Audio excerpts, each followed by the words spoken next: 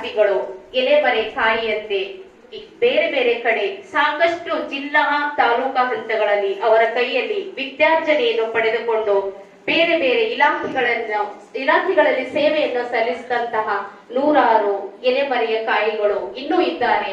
ಆದರೆ ನಮ್ಮ ಕಣ್ಣ ಮುಂದೆ ಬಂದಂತಹ ಈ 4 ವಿದ್ಯಾರ್ಥಿಗಳು ಇಂದು ಆ ಒಂದು ಶಿಕ್ಷಕಿಯ 5 ಜನ ವಿದ್ಯಾರ್ಥಿಗಳು ಆ ಶಿಕ್ಷಕಿಯ ಒಂದು ಸಾಧನೆಯ ಒಂದು ಮಾರ್ಗ ತೋರಿಸಲು ನಮ್ಮೆಲ್ಲರ ಕಣ್ಮುಂದೆ ಇವತ್ತು ಸಾಕ್ಷೀಭೂತರಾಗಿದ್ದಾರೆ. ಪ್ರೀತಿಯ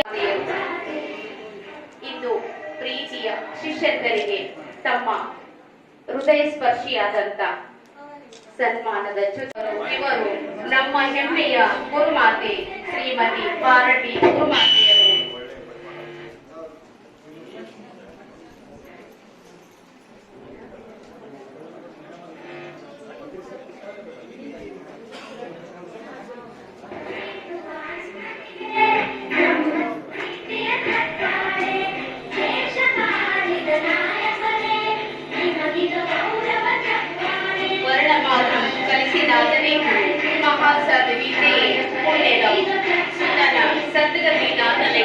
ಹರ ಹರ ಶ್ರೀ ಚನ್ನ ಸೋಮೇಶ್ವರ ಎನ್ನುವಂತೆ ದೂರದೃಷ್ಟಿ ಶಿಷ್ಯ ಇದ್ದಂತೆ ಶಿಷ್ಯನಿಗೆ ನಿಜವಾದ ಪಠ್ಯ ಪುಸ್ತಕ ಅವನ ಗುರು ಎಂದು ನಾನು ಯಾವಾಗಲೂ ಭಾವಿಸುತ್ತೇನೆ ಎಂದು ಶ್ರೀ ಮಹಾತ್ಮ ಗಾಂಧೀಜಿಯವರು ಹೆಮ್ಮೆಯಿಂದ ಗುರುಗಳ ಬಗ್ಗೆ ಆಡಿದ ಮಾತು ಇಂದು ಅವಿಸ್ಮರಣೀಯ.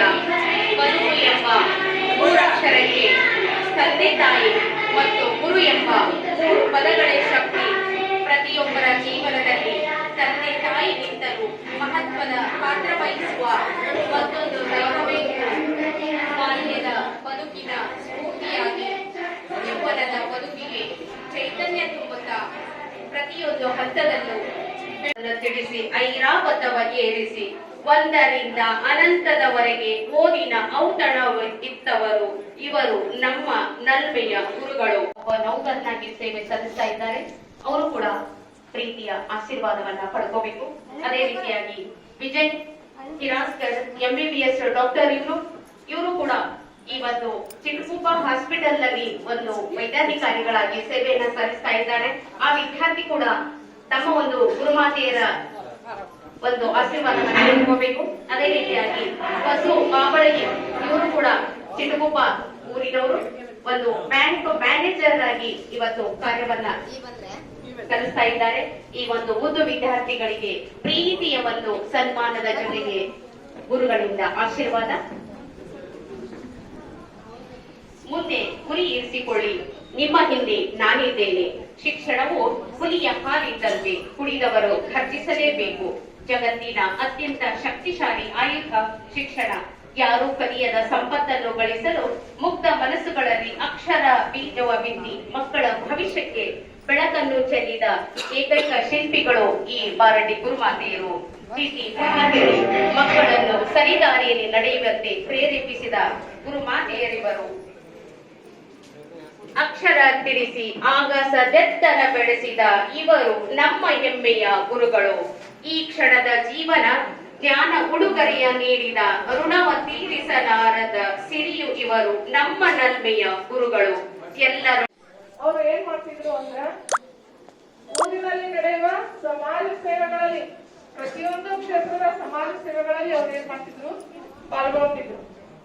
ಅದಲ್ಲದೆ ಅವರು ಏನ್ ಮಾಡ್ತಿದ್ರು ಅಂದ್ರೆ ಅನ್ನದಾನ, ವಿದ್ಯಾದಾನ ಹಾಗೂ ಧನ ಸಹಾಯವನ್ನ ಏನ್ ಮಾಡಿದ್ರು ಅಂದ್ರೆ ವಿಧಿ ಮೀರದೆ ಆಮೇಲೆ ದಿವಂಗತ ಹನುಮಪ್ಪ ಬಾರಗಿ ಹಾಗೂ ಮಾತೋಶ್ರೀ ಕಮಲಾ ಸನ್ಮಾನದೊಂದಿಗೆ ಮಾಲಾರ್ಪಣೆಯನ್ನು ಮಾಡಿ ಗೌರವಿಸಬೇಕು ಅಂತ ಕೇಳ್ಕೊತಾ ಇದ್ದೇವೆ.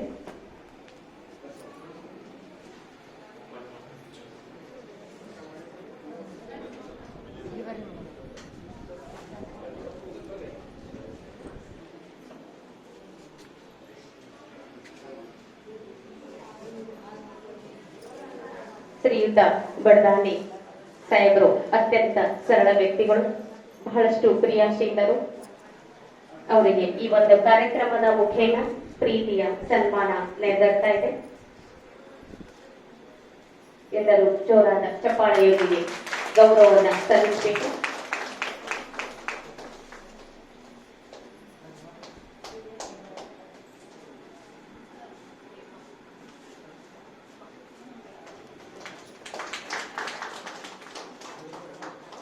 ಮೊನ್ನೆ ತಾನೇ ಸಾಹೇಬರಿಗೆ ಅಧಿಕಾರದಲ್ಲಿ ಸ್ವಲ್ಪ ಏರುಪೇರಾಗಿದ್ದು ಈ ಊರಿನ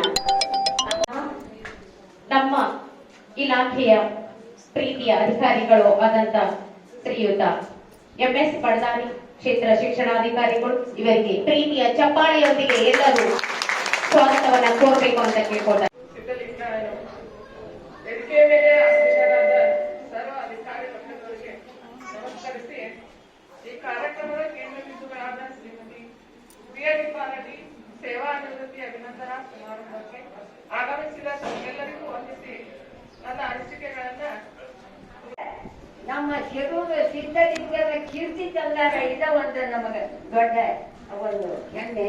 ಅದಕ್ಕೆ ನಮ್ಮ ಭಾಗ್ಯರಥಿ ಆಕಿ ಶಿಕ್ಷಕಿಯಾಗಿ ಸ್ವಪ್ಪುಗರ್ವ ಮಾಡಲಿಲ್ಲ.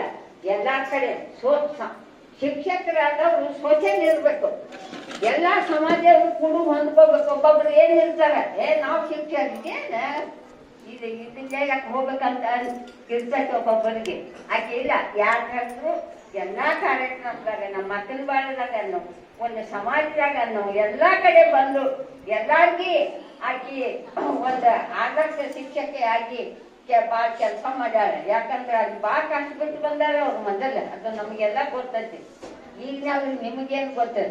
ಅದಕ್ಕೆ ಮೊದಲು ಅವ್ರು ನೌಕರಿ ಬರ್ಬೇಕಾದ್ರೆ ಹೆಣ್ಮಕ್ಳು ಎಷ್ಟು ಕಷ್ಟ ಬಿಟ್ಟಾರ, ಹೆಂಗ್ ಮಾಡ್ಯಾರ ಅನ್ನೋದು ನಾವೆಲ್ಲ ಅದನ್ನ ಒಣಗಂಡಿವಿ. ಯಾಕಂದ್ರೆ ಒಟ್ಟರು ಈಗ ಬೇಕಾದ ಎಷ್ಟು ಕಲಿಬೇಕಾದ್ರೆ ಎಷ್ಟು ಕಷ್ಟ ಇರ್ತಾರೆ ಅನ್ನೋದು ಅದು ಪರಮಾತ್ಮ ಗೊತ್ತು, ಸಿದ್ಧಿಂಗೇಶಂಗ ಗೊತ್ತು.